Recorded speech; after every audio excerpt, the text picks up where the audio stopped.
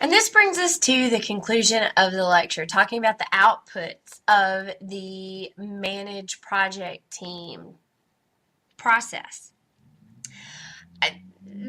The outputs listed on the slide are the ones that are listed in the PMBOK, but I think I will take the liberty of taking a moment to say hopefully the most important output of effectively managing your project team is that you bring your project to a successful conclusion, that you are on time, in budget, with the delivered specifications, or if you didn't make it on every one of those points, you got pretty stinking close. Hopefully at the end of the project, you have a project team that still likes one another and is speaking to one another, and you've got people who have developed new skills, and you have people who are good colleagues that you have a lot of respect for, that as you move forward to new projects and you're back in the planning project phase, and one of the things that hopefully you get to do if you're lucky enough as a project manager is you get to pick your project team.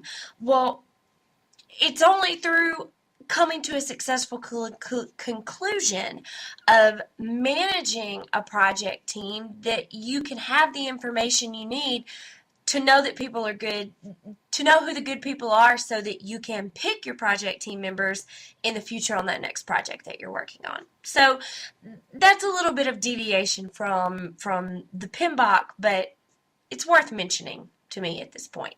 So what are the PMBOK outcomes of this project, of this process?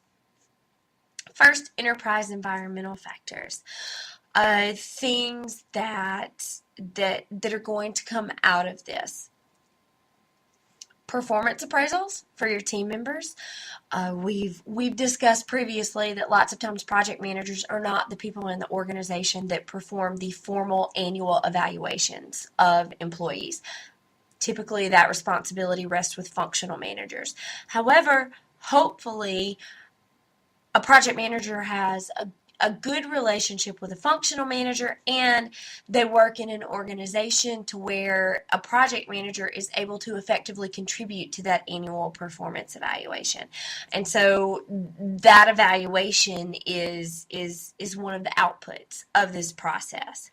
Any personnel skill updates. We talked about this a little bit earlier, but if a team member comes out of your project more skilled than they were when they came into it, then that positively impacts your environmental factors. Organizational process updates. Anytime that you complete a project and you have managed it effectively, then there's going to be historical information and lessons learned that come out of that hopefully will help with future projects and will become inputs into future projects. Any templates that you've designed, any processes that you put in place that didn't exist before, those would be great examples.